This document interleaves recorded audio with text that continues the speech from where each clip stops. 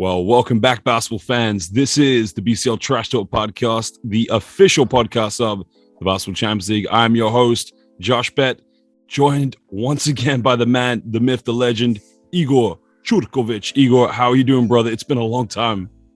I saw that you're bragging about getting Ritas Vilnius shirts on Instagram and Twitter, so I decided to show you that I actually have a Hapoel Jerusalem jersey. And I'm supposed to be not the fan of Hapoel. You're supposed to be the fan of Hapoel. I'm just showing you that I've got better connections than you. You know, we tried to be impartial, but at one point, you and I are going to meet up and play a game of horse for that jersey. I will probably lose, but it won't even matter because it probably won't even fit me. That's just how much the Christmas holiday has affected me. But Igor, we are joined by two guests. The usual, the man of the film room, Diccon Lloyd-Smeath. Diccon, how you doing, my brother? Doing very good, Josh. Good to be here. I mean, fellas, we are joined by the voice, the man of the Basketball Champions League. He's been doing it for years for international basketball, the great Jeff Taylor. Jeff, glad to finally have you here on the BCL Trash Talk podcast. How are you doing there in sunny Valencia? Man, you're terrible. No, I'm just kidding. This is trash talk, right? So I had to say that. I'm doing well. We don't have the heat on in the house because it's Valencia and it's unseasonably cold. So I've had to bring out the winter coat. Looks like Diccon's been in the film room though. Looks a little. You been studying some film, Diccon? I'm not sure if that's a compliment or an insult, but maybe we're not ready for Jeff talking trash. I think the three of us might not be ready for this. You Tell guys your wife to pick up a razor, okay? Next time, when you guys go shopping, you might want to buy some shaving kit. It's called Afeitarse. I lost my Gillette sponsorship. You know, I was coming on this show and I had my Gillette sponsorship and I lost it. Hold on. You had a sponsorship with Pierre-Antoine Gillet? Oh. Uh-oh. Oh, man. We got to talk about the play-ins, man. I mean, we've had some phenomenal series. I mean, let's start first. Let's go to the Israelis. Hapoel Holon up against the wall, against the mighty Besiktas, a new identity, a new team. They got Diedrich Lawson's coming in. They were making big statements, but I got to throw it at you first, Igor. What do you make of that series? I loved the fans in Holon for Game 3. It just looked really wonderful, and I saw a guy from Besiktas tweet something like, if we had this kind of fans, this kind of atmosphere in Game 2, the series would have been over then. So fans definitely played a huge factor, and I love the beginning of the game where Jeff Taylor is shouting, "Welcome to Holon, Israel," and just as it happens, you got the trademark alley-oop to Michael Kaiser. So this just kind of, the environment, the game itself, the rivalry between the two teams just had all the ingredients to be a perfect matchup, and it really was. But Holon were a little bit lucky because Isaiah Whitehead got injured, and by not having Whitehead, was arguably the best one-on-one player in the entire league, Besiktas weren't as dangerous, and their coach said it themselves. So, I mean, it just was a different Besiktas team, and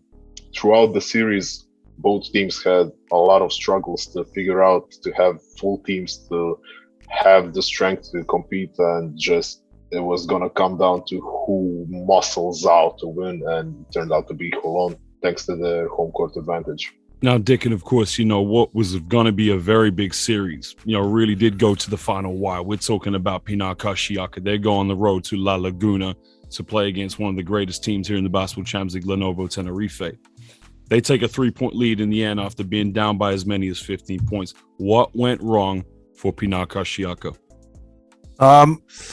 You know what? That series was just a terrible shame to lose either of those two teams. You know, you just you don't want to see either of those two teams go out at that stage. I think Igor had a tweet where he was saying we wish he could go to Game 7, and there was a reply from a stats account that said 87% of the possessions in that series were at a point where the game differential was 5 points or less, and that just tells you like what a series that was. Kashiaka, I mean, in the last game, I had to double check it myself, but they didn't score a single transition point. They didn't score anything on the fast break. And that just tells you everything you need to know about the kind of control that Tenerife had on the game. I think Karsiak had 9 assists in the third game as well, which just tells you that Tenerife just took them out of everything they wanted to do. If we could play every game like game 2 with those Karsiaka fans going crazy, we would be. I wouldn't know how to handle it, but it's just a shame it had to end, really. Jeff, going on to the last game I want to talk about here in the play-ins. I mean, look, Herrera San Pablo Burgos were, I went on David Hines' podcast at the beginning of the season. I said they're going to three-peat this year. And, I was convinced.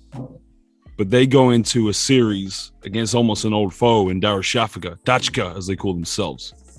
I mean, what do you make of the outcome of this series? Herrera San Pablo Burgos going out, not having a chance to three-peat, and Darüşşafaka, what's their chances looking forward? Well, I was like you, Josh. I thought Herrera San Pablo Burgos would three-peat. But, I mean, this is a very difficult prediction to make at the start of the season. But on the other hand, with Darüşşafaka, it is what it is. And this is the hottest team in Turkey, certainly one of the hottest teams. They're on a roll.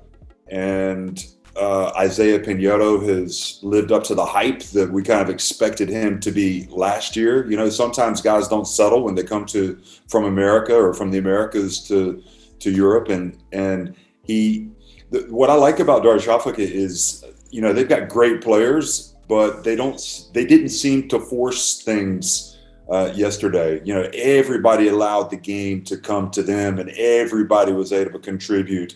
And even Troy Copain, who I felt like deferred a little bit too much in the past, he kind of sensed now, hey, it's okay if I drive to the basket. It's okay if I take this open three. Everybody felt comfortable. And have they peaked too soon? Well, maybe. But at the end of the day, I mean, you want to play good basketball, and you have to advance. And I will say this: Burgos were going to win that game last night with about 5 minutes left, until the hand of God intervened and Gabe Olaseni picked up a loose ball behind the top of the key, had the smarts to look up at the clock at the other end and realized, I have to throw it up. And he was able to, I'm not going to say it was a prayer, because he actually got, he had the ball on target. It wasn't like he was throwing it the length of the court, but let's be honest. I mean, you just cannot write that script anymore, and you just saw the life be sucked out of Herrera San Pablo Burgos at that point. It was almost as if this isn't our year, and at the same time, you just saw Darüşşafaka immediately grow in confidence. 100%. You know what's the problem? Because with the mood that Burgos are in all season long, fighting for survival in Spain, changing coaches, changing personnel, that three-pointer felt like a dagger. If it happened the other way, like if Darüşşafaka allowed such a three-pointer, they would be like, okay, it's just 3 points. We don't care. We'll play our game. We'll move on. But this was like, it's just a feeling that Burgos were so down that this three-pointer just hit them differently. It was just like, that's it. We're done. We lost the game.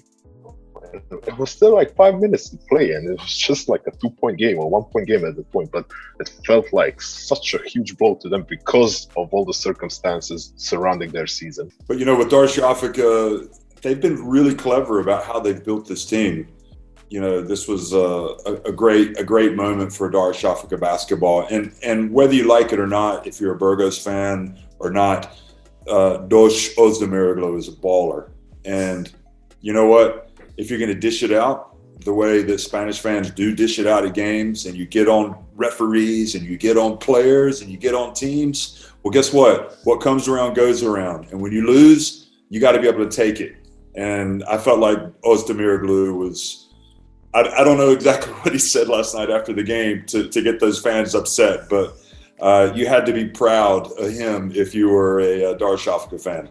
Well, let's go there, because the battle was on the court. And then it transcended into social media right afterwards. I mean, we call this the BCL Trash Talk podcast. To me, that was going near Twitter beef. That was because, Dickon, can you give us a little bit of context to the previous tweet? I believe it was almost 12 months ago.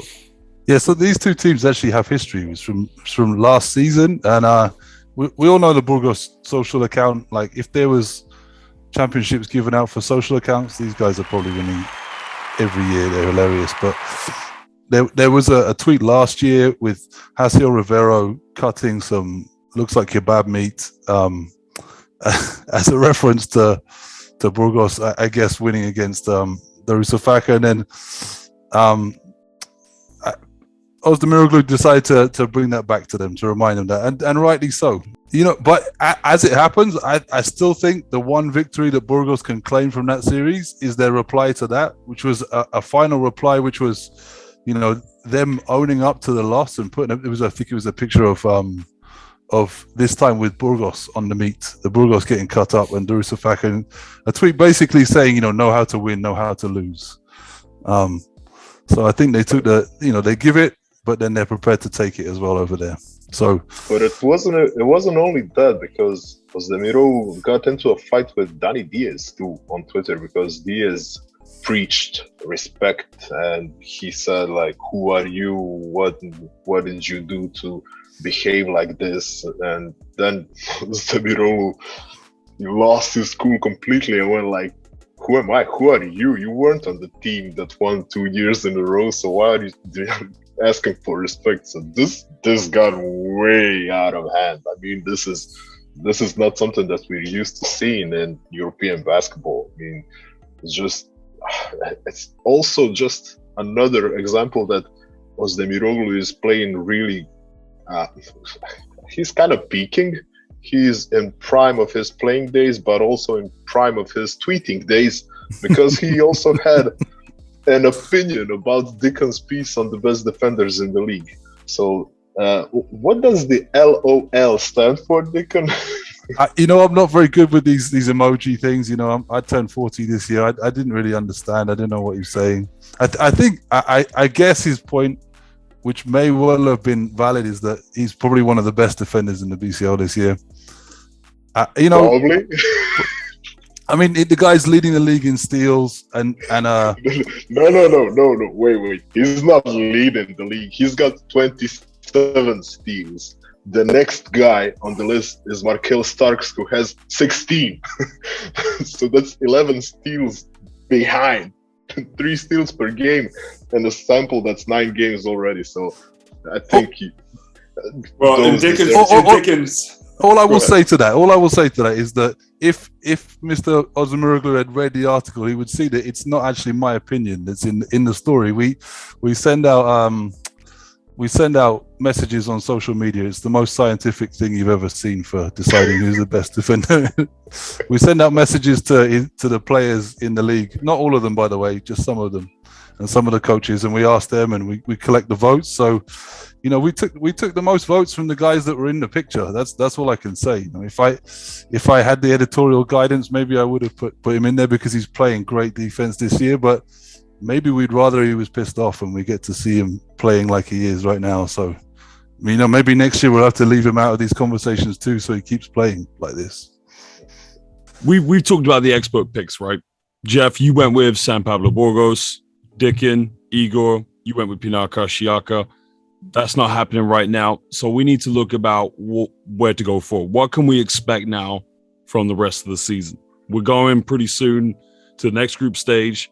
But who do we look at now as favorites to get to the Final Four, let alone the championship, the Final Four? Well, I'm going to let somebody else pick MSV Rees and Lewisburg, for the simple fact of the matter is I haven't had any of their games, and I just don't know. I know John Patrick's a great coach, but I'm going to go with definitely Baxi Manresa.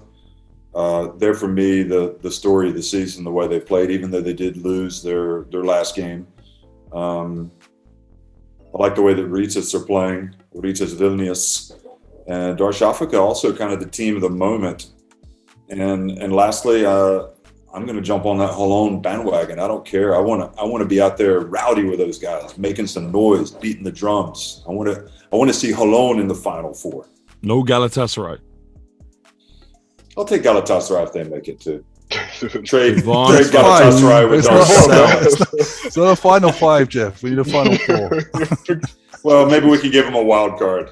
Looking at Group I, would we say that that's the toughest group going forward now?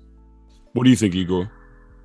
Probably it is, because I mean, when it comes to last 16, it's just the chaos. I mean, there's no easy games, but Ludwigsburg are gonna feel like they're group favorites. Galatasaray are gonna feel like they are competition favorites. Then you have Holon after 3 exhausting games, close games, like games that build championship mentality against Besiktas. They're probably gonna feel like they are the favorites in this group. So you have at least 3 teams who think that they might be group winners here. And then if Dijon make it through, Dijon are the team that's looking to go back to the Final Four like they did in 2020. So this is gonna be a chaotic group. Like, probably Galatasaray are just a step in front of all the others right now because of a certain man called Devon Akoon-Purcell, but the rest of the group, it's too close to call. Like, it's gonna be, every single game is gonna be in line with that percentage of games within 5 points. Well, let's move on to Group J, because Jeff, you brought up Baxi Manresa. Now, we didn't talk about them much in their group. They shared the same group as Pinaka Shiyaka, Apoel, Bank, you have Jerusalem, and Adged Biemstal Ostrov Wielkopolski. And they come out, they go, they lose 1 game in the group. They got the momentum going forward. Jeff, can they maintain this rhythm going forward and possibly get to the Final Four, even win the Basketball Champions League? We're talking about Darüşşafaka. No, we moved on to Baxi Manresa now. Sorry, I just can't get Darüşşafaka out of my mind. Baxi Manresa, they had a weird last game. They lost their last regular season game, and then they came out and beat. Who did they beat? They beat Barcelona or Real Madrid? Yeah, Barcelona. Overtime as well. On the road. In Barcelona, yeah. Before the season, okay, now, can they keep this thing moving? I'm going to say one thing too. Sylvain Francisco. Okay, that's all I'm going to say. This guy, talk about busting out, coming out, the coming out party. Sylvain Francisco. And he's in the France squad as well for the World Cup qualifiers. That is verification that he is definitely, is he revelation of the year, maybe? Potentially? Probably. I'll leave that up to Diccon. I picked Bacco, Ishmael Bacco, to be the revelation of the season. So I'm going to stick with that because he doesn't miss shots because he dunks everything. So, what's not to like with that? Now it gets interesting. You play in different parts of the season, you get a little bit of momentum, but now they don't have any whipping boys. They got some good teams they're going to go up against, and they got to be ready every single game. So they better hope that Darüşşafaka cool off a little bit, and maybe Tofaş Bursa aren't as good. Maybe they'll hope that Tofaş did what they did last time, have the good regular season, and then kind of peter out a little bit in the next round. And Treviso, I think they've done well for where they are. I love the history of the club. We'll see. They've got Sokolovsky, don't they? So he might suck it to them. I think they've got. That's what Mike Taylor used to call him. I think Manresa is going to be tough. They're battle hardened. They play in Spain. I think they've got a lot of pluses going for them. They've got 2 Player of the Year candidates, right, Diccon? 2 at least, maybe 3. Chima Monique as well. Yep. Well, let's talk about their ACB rivals because look, Baxi Manresa came into the Basketball Champions League this season. They weren't. We didn't expect them to be as good as they were, but we did expect Malaga to be as strong as they are. So let's talk about Unicaja. Group K. Is this group too easy for them, Diccon? No. Put simply, no. No group is too easy. It's the BCL. Like, it's not a cliche to say it, and bearing in mind that there's one of Jerusalem or Prometei coming into that group, we could speculate about who that would be, but Cluj don't come in with a big name, but that's one of the best offensive teams we've seen in the BCL, and they're impossible to find solutions to. Ostend, I think Igor had a tweet about how they get better every year. You're gonna have to remind me exactly those numbers, but they're not to be underestimated. And Phil Booth, if he's sticking around, he's a problem. So yeah, absolutely not. Yeah, why don't we give? Don't get me wrong, Unicaja are good. Like, they're the best defensive team in the BCL by a long way, and they're starting to figure out a little bit in the ACB as well. So they're going to get better and better as the season goes on.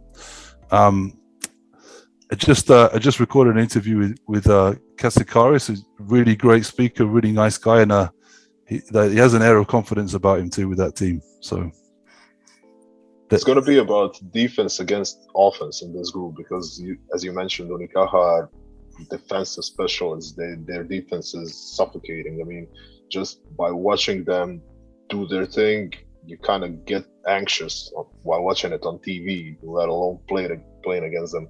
And they're going to face two of the best offenses. Like, Cluj have been up there throughout the season. They are the only team in history of the BCL to score 100 or more points in 3 straight games.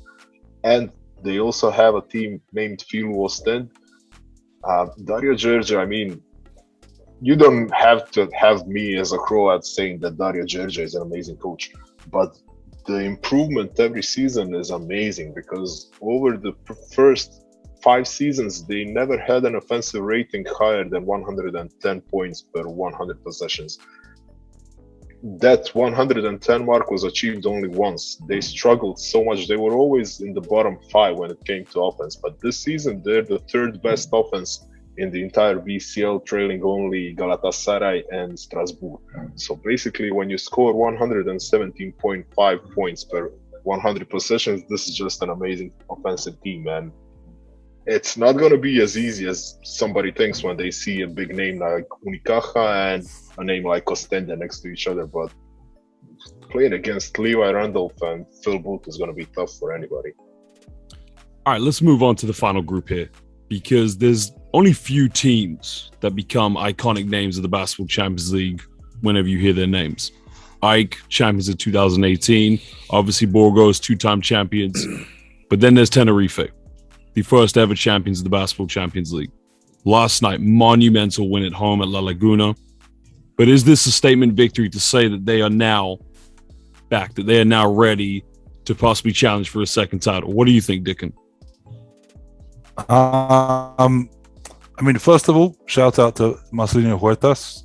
Another game with 10 assists. I think there's 9 now. And the interesting thing with Tenerife is, you know, there's always the pattern where they're dominant in the regular season. Maybe they have a random loss, and then they get through to the Final Four. And then the last couple of times at the Final Four, the Final 8, they've run out of steam a bit. So it looks a little bit like, especially with the kind of disjointed situation when Tremadini got injured, and they kind of struggled for some rhythm, and then now he's back. The timing on their season is a little bit ominous. I mean, it's Tenerife, that you know what you get every year. But the fact is that now they're starting to gear up, they're starting to ramp up, is a little ominous, I have to say. I'm so happy for Jonas Sastre coming out playing like he did last night, because you're talking about a guy that his career was just going up and away, and all of a sudden he has an injury. So it's good to see him come back and make a contribution. Salim is up here for me.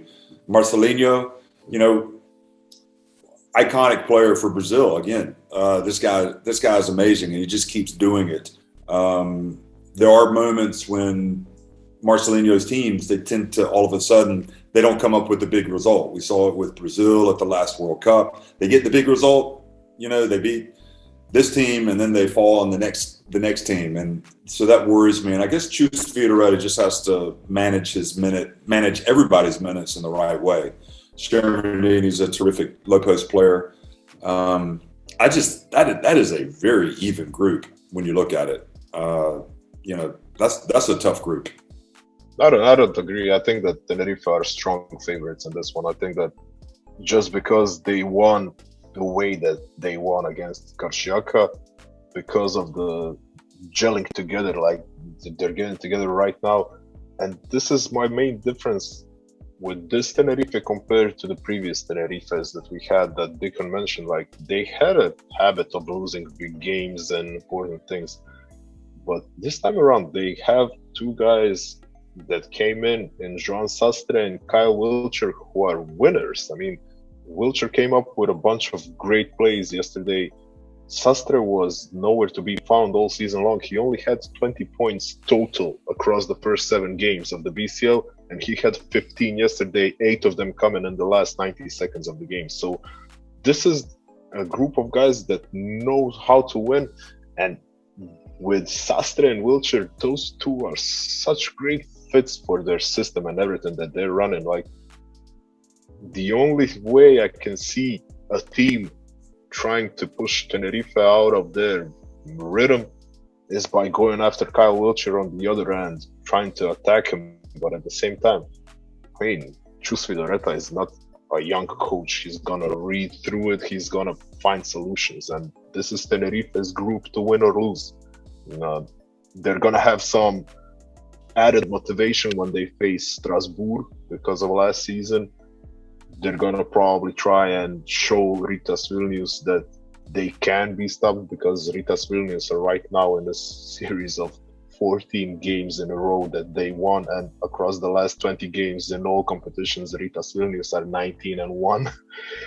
And Palko Sombotelja are in a good position because they're basically the underdogs of the group and they can be totally relaxed. But at the same time, Tenerife seems to me that they are levels above the rest of the group just because they managed to survive the Karšiaka drama.